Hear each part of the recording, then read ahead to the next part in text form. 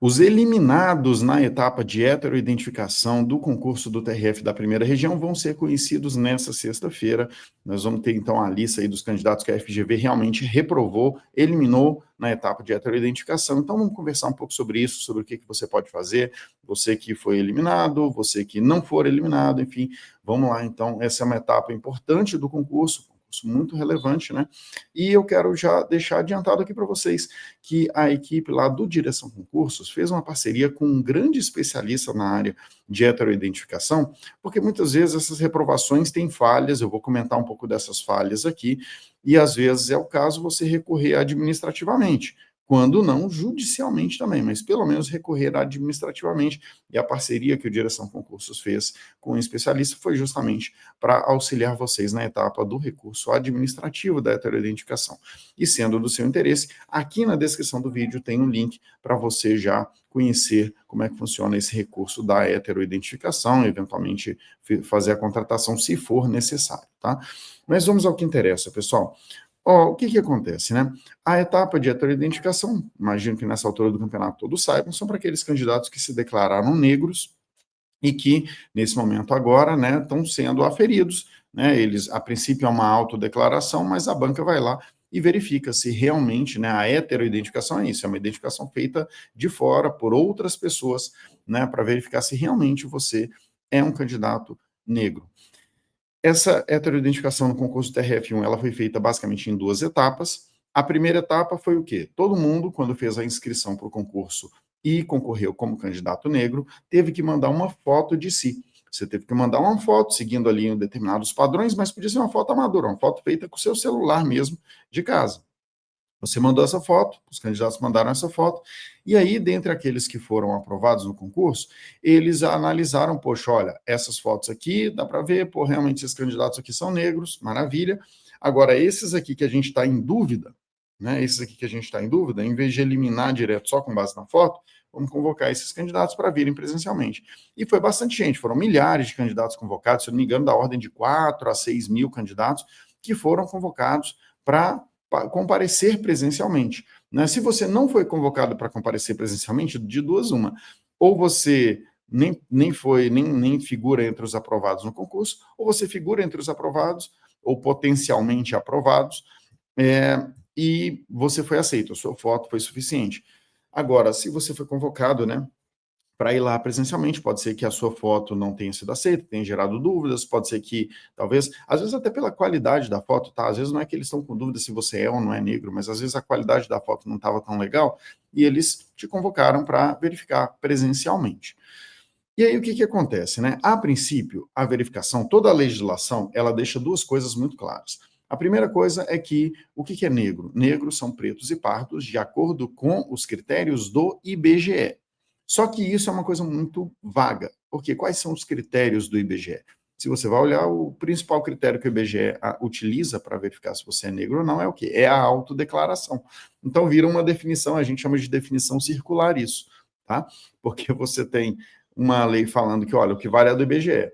E o IBGE fala que o que vale é a autodeclaração, que é o que o candidato já faz no concurso. Então, vira um negocinho complicado, e na prática não é assim que acontece. O que acontece é, você tem uma comissão, e essa comissão, formada por algumas pessoas, geralmente umas 5 pessoas, alguma coisa assim, ela vai analisar se você tem os traços fenotípicos de negro.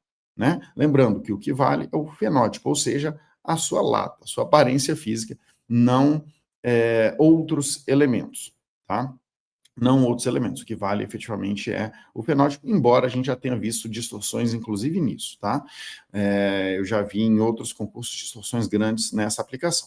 Mas, assim, para sintetizar aqui para vocês, quais os problemas que a gente costuma ver na heteroidentificação, problemas que você precisa levar em consideração, caso você seja eliminado, para você eventualmente apresentar um recurso administrativo.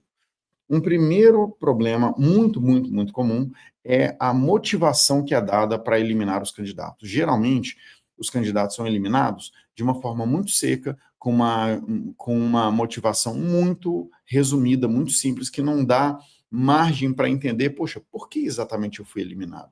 Eu me considero negro, eu entendo. Isso geralmente acontece com os pardos, tá? Porque o candidato, lembrando, né, negros são pretos e pardos. Os candidatos considerados pretos, esses geralmente você vai ter menos discussão, menos dúvida em relação a eles.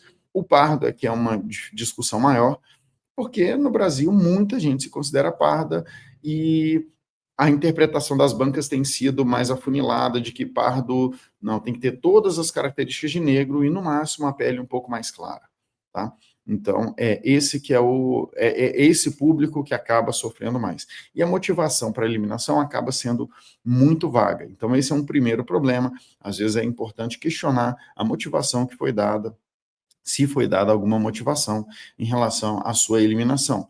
Um outro problema, né, é que, e aí já é uma controvérsia que é um pouco mais difícil de você resolver administrativamente, às vezes você vai precisar recorrer judicialmente, que é em relação à apresentação de documentos, porque o edital, se você olhar o edital do TRF1, ele deixa bem claro que, olha, não interessa o negócio de apresentação de documentos, o que importa é o seu fenótipo, não adianta você vir aqui com uma carteirinha de vacinação que fala que você é negro ou qualquer outra coisa, um laudo dermatológico dizendo que você é negro. O que importa é a gente olhar para você e a gente entender que você é negro. É basicamente isso. Tá? E o STF, o STF, STJ, já teve algumas decisões no sentido contrário, de que essas documentações de suporte, elas são relevantes sim, tá? Então esse é um ponto que gera muita discussão. Outra coisa que gera muita discussão é que muitas vezes não é divulgado quem são os membros, e aí eu não estou falando especificamente do concurso do TRF1, tá? Até porque esse detalhe eu não observei no TRF1, vocês podem até comentar aqui como é que foi, mas muitas vezes não é divulgado o currículo das pessoas que participam da comissão de heteroidentificação. Quem são essas pessoas? Né? Porque é importante que eles sejam pessoas que tenham um mínimo de capacitação para isso. Não pode ser 5 pessoas aleatórias aí, porque a gente está tratando da vida dos candidatos aí. O candidato pode ser eliminado de um concurso que seria muito importante para ele, porque uma pessoa ali aleatória entendeu que ele não é negro. É importante que se comprove que essas pessoas têm capacitação suficiente para fazer o que estão fazendo. Né? Não dá para ficar, vamos acreditar que a banca escolheu boas pessoas. Não pode ser assim. Né? Além disso, uma outra coisa que costuma gerar problema, e aí a gente tem que olhar direitinho o edital do TRF1, é a consequência de você ser reprovado na heteroidentificação. No passado, deu muito problema isso, porque os editais previam que se você fosse reprovado na heteroidentificação, você estava eliminado do concurso. Eu não acho que esse é o caso do TRF1, porque assim, os editais mais recentes, eles têm adotado a postura que me parece mais correta, que é, se você participou da heteroidentificação, foi eliminado da heteroidentificação, isso significa que você achou que você era negro e a banca entende que você não é. A consequência disso deveria ser, não, ó, vai para ampla concorrência, concorre lá na ampla concorrência. Se você tiver nota para ampla concorrência, é legal, você entra. Se você não tiver, aí paciência. Então, essa consequência, muitas vezes, já deu muito problema no passado, acredito que não vai ser tanto problema para a gente agora no TRF1. E um outro problema que costuma acontecer é quando o candidato falta na etapa presencial de heteroidentificação. Essa falta na etapa de heteroidentificação, na etapa presencial, a consequência dela deveria ser basicamente a consequência de você ser reprovado na heteroidentificação. Se você faltou, olha, se você faltou, não deu para a gente verificar que você é negro, então, para todos os fins, a gente vai considerar que você não é negro. E a consequência disso deveria ser ir para ampla concorrência.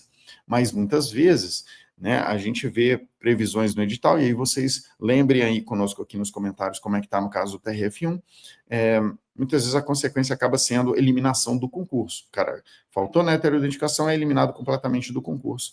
E isso parece ser uma punição mais grave do que o razoável. Uma coisa importante, né? Algumas das coisas que eu falei aqui, dificilmente você vai ter grande êxito administrativamente. Você tem que tentar embasar bem o seu recurso, fazer ele bem feito, mais sucinto, também não pode ser um recurso gigantesco, porque ninguém vai ficar lendo textão.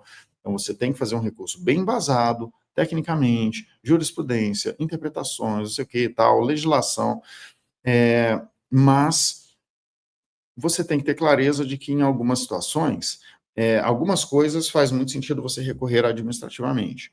Outras, você tem que colocar também no seu recurso administrativo, ainda que a chance delas serem aceitas sejam mínimas, porque vai embasar depois o seu recurso judicial. E eu entendo que você tem que primeiro recorrer administrativamente. tá? Já conversei com alguns especialistas sobre isso e todos eles me recomendaram a mesma coisa. Recorra primeiro administrativamente, não custa nada, você vai lá, apresenta seu recurso, tal. Claro, só vai custar se você optar por adquirir um serviço, adquirir, pô, vou contratar um parecerista, porque isso vai melhorar as minhas chances, e não sei o que e tal.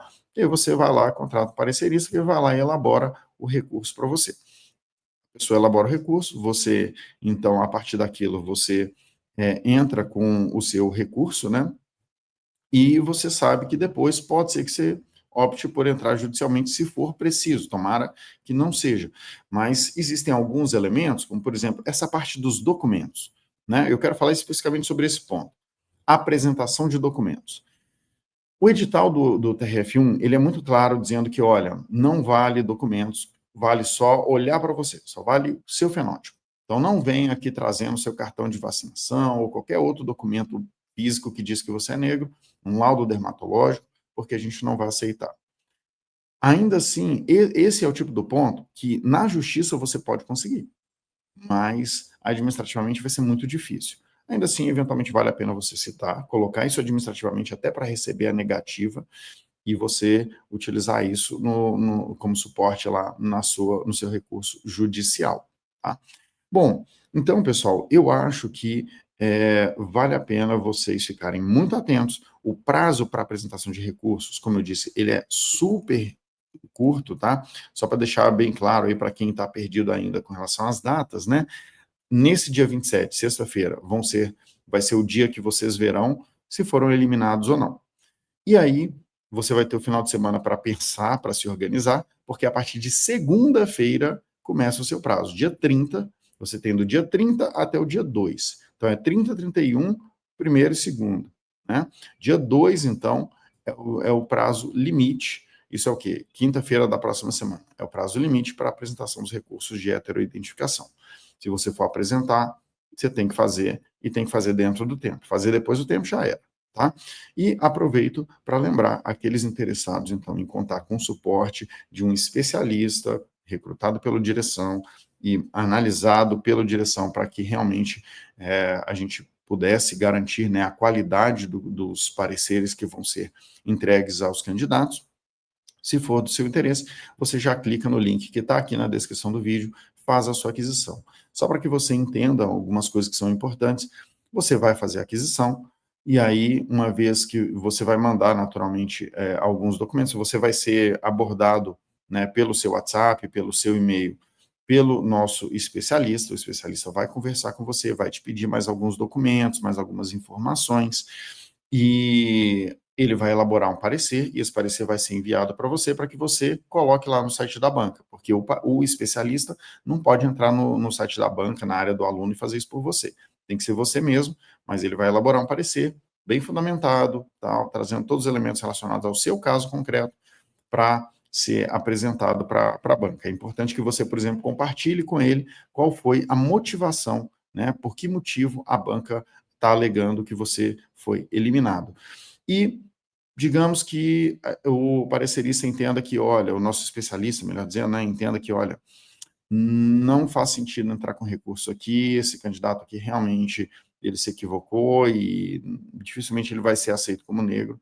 Você vai receber seu dinheiro de volta e você vai ter essa informação. Você vai ter essa validação também. E é isso, tá?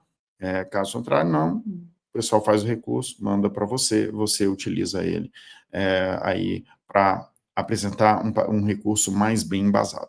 É isso então, vou ficando por aqui. Qualquer dúvida, pode deixar aí também nos comentários, aqui na descrição do vídeo. Lembrando os interessados em se preparar para outros concursos, tem aí o link para você entrar na minha mentoria individual também. Um abraço, valeu, até mais.